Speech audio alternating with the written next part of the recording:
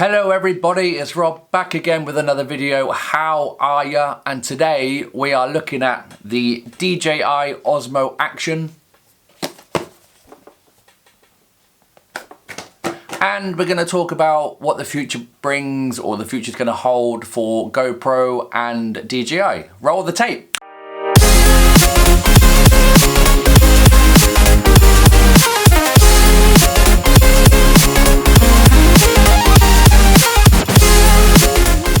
I'm not going to do any kind of unboxing because the box is miles over there now, and they're about 1 million. What is he looking at?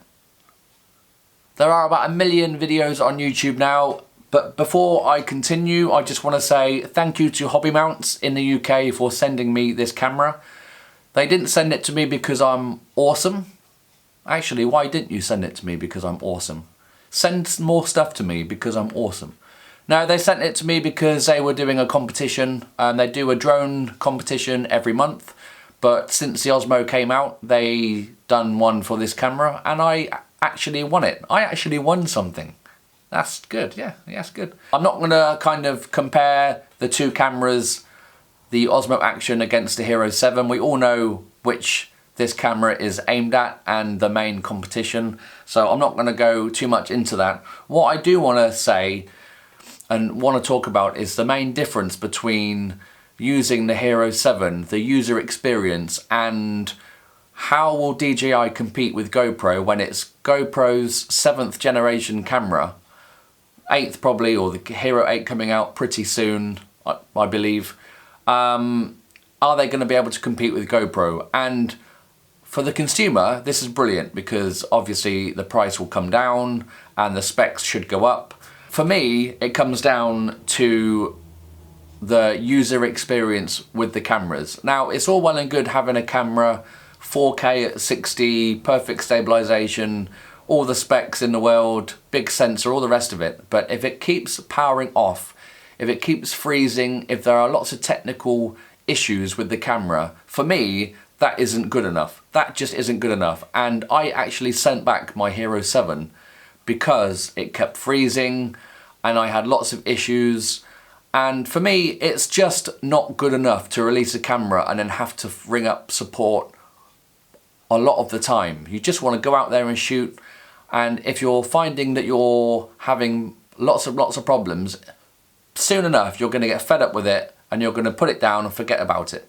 Now, DJI have waded in on GoPro's turf with a great effort for their first action camera. Yes, they've done other cameras in the past, and they've obviously used a lot of technology from them.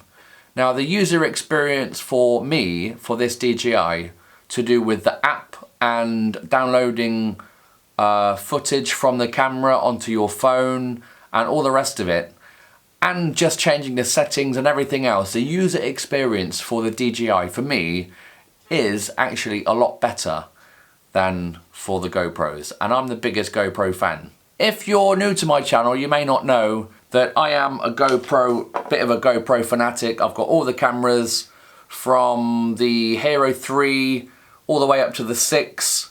One of them's a 6.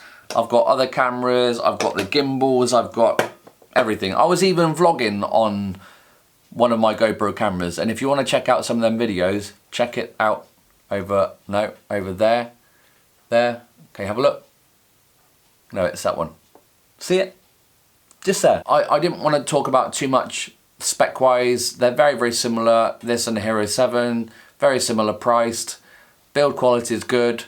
Now, the thing that gets me is that there's going to be lots of competition now between DJI and GoPro. And it's funny how they marketed this as a camera that can go to 11 meters without a housing, 1 meter more than the GoPro at 10 meters. And that is how it's going to be, I think. There's going to be lots of competition, which, as I said before, it is good for us. The future for GoPro, I think, for GoPro, they are going to have to do something very special in their next camera release. Now, I said that the Hero 7, for me, needed a bigger sensor. It needed to be more reliable and better in low light. And for me, that didn't even come about. Same in low light. I think they changed the chip in the Hero 7. This isn't the Hero 7, this is the Hero 6 by the way. But for me the performance was very much the same. 12 megapixel photos, 4K. Yes, they had hyper smooth and a few upgrades, but for me it wasn't enough to justify buying another GoPro on top of the Hero 6, which is already a great camera. So where does this fit in? Where does the DJI Osmo Action fit in? Well, I wouldn't say it's an upgrade to the Hero 7. I would say it's very, very similar to the Hero 7. And that's down to the user to research which one they would prefer to have. I wouldn't say I prefer this one over that one. Apart from the overall user experience, I believe DJI has got it, and they have got it nailed in the drone market, and I believe GoPro now are going to be in a bit of trouble unless they do something very, very special with their next release. Now, this camera has got a front-facing screen which you can use to frame your shots, which is a first of its kind. The GoPro obviously has a front screen, but it's just to display the settings and stuff. So maybe GoPro are going to do something along those lines. Now, what would I want with the new Hero 8? Well, if they could somehow fit on a flip-out screen with a bigger sensor, maybe a slightly bigger camera, I don't know. I think a bigger sensor would be the way to go with the with the GoPros, just to stay ahead of the game. Whether they can do that or not, whether that's physically impossible, I'm not sure. But it seems to me that they've used all the same hardware throughout the lineup, apart from the chip in the Hero 6 and then changed it in the Hero 7, I think. But they always seem to have the same problems. Freezing problems. How many times have you had to just take the battery out, plug it back in? I don't know. I don't know.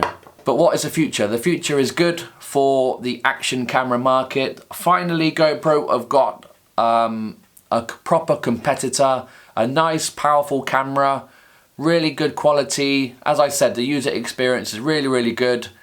I haven't had it too long, so I haven't had chance to test everything, but the future is looking bright for the action camera market. So those are my thoughts. Hopefully GoPro will come out with something exciting over the next year and they will stay ahead of the market.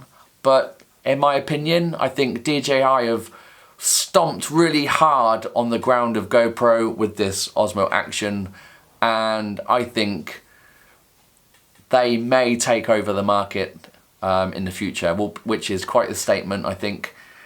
The bottom line is GoPro has the backing of the advertisers, they have the history, they have, you know, lots of big athletes that they're sponsored, that GoPro sponsor. DJI have their own set of fans and fanboys, you could say, from the drone market, but the first, as I said, the first action camera. So the future will be interesting.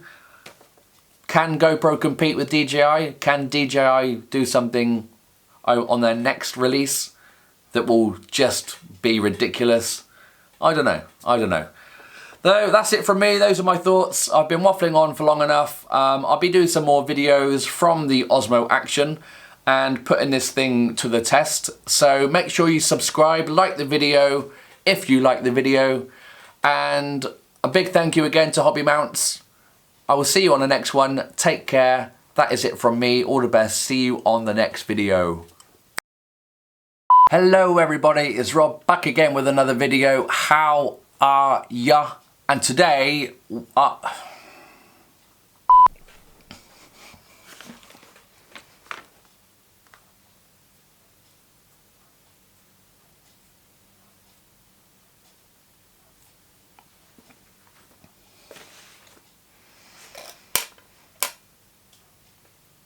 but I must say that the DJI Mimi, or Mimi, it is a pretty good camera.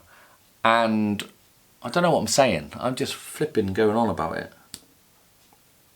To new users that are looking into user experience and looking up different... Jesus. It was unusable in my opinion. I had lots of problems with the camera freezing, and just don't know what my dog was doing there. Come here, come here. And the updates don't always work, you know, so I think, oh, just fucking waffling.